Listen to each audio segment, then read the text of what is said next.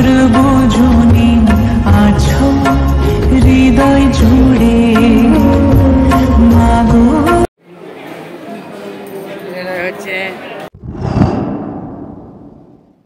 নমস্কার, good morning, সুপ্রভাত।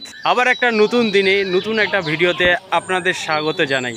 আজ 12ই মার্চ 2024, এখন ঘড়ির কাঁটায় বাজে সকাল 11:15। আমি বাপ্পা আর আপনারা দেখছেন আমার চ্যানেল প্রীতি ব্লগার। এই মুহূর্তে আমি দাঁড়িয়ে আছি জয়রামবাটি শ্রী শ্রী সারদা মাতার মন্দির বা মাতৃ মন্দির। অ্যাকচুয়ালি আমরা গেছিলাম পুরুলিয়াতে, তো পুরুলিয়া থেকে ফেরার পথে পরে এই জয়রামবাটি। তো আমরা সবাই মিলে ঠিক করলাম যে দুপুরের টিফিনটা আজকে জয়রামবাটিতে করব। কিন্তু আজকে একটা স্পেশাল দিন আছে এই জয়রামবাটিতে, সেটা হচ্ছে রামকৃষ্ণদেবের জন্মতিথি। যেই ভাবা সেই কাজ, ঢুকে পড়লাম জয়রামবাটিতে। আর ঢুকতেই দেখতে পেলাম যে মন্দিরে আরতি হচ্ছে। প্রথমে আপনাদের এই জয়রামবাটির অবস্থান সম্বন্ধে বলি। বাঁকুড়া ডিস্ট্রিক্টের বিষ্ণুপুর মহকুমার কোতুলপুর থানার অন্তর্গত এই গ্রাম, নাম জয়রামবাটি। এবার বলি আপনারা এই জায়গায় আসবেন কিভাবে। হাওড়া থেকে যদি আসেন, হাওড়া থেকে আসতে গেলে হাওড়া আরামবাগ, হাওড়া গোহাট লোকাল।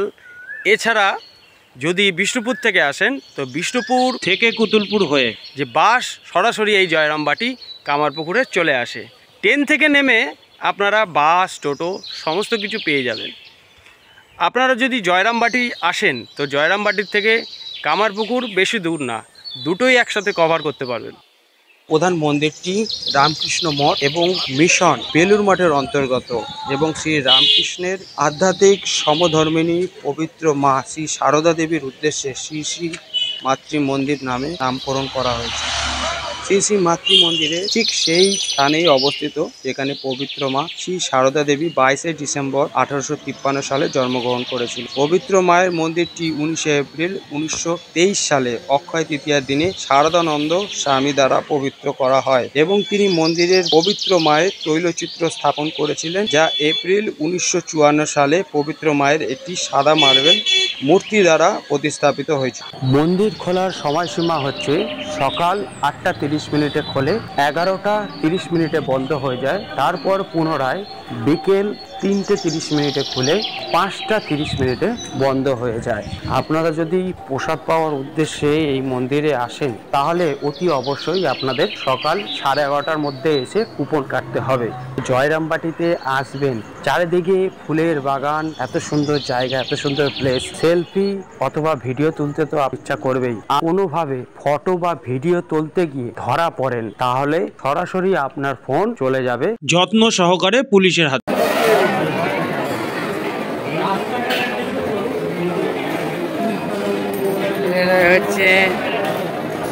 আমি বাপ্পা এবং আমার চ্যানেলের নাম প্রীতি ব্লগার। আমরা সমস্ত জায়গায় ঘুরে বেড়াচ্ছি এবং সমস্ত জায়গার তথ্য ভিডিওর মাধ্যমে এই চ্যানেলে আপনাদের সাথে শেয়ার করছি। আমাদের ভিডিও যদি আপনাদের ভালো লেগে থাকে লাইক অবশ্যই করে দেবেন আর সাবস্ক্রাইব করতে ভুলবেন না। ধন্যবাদ।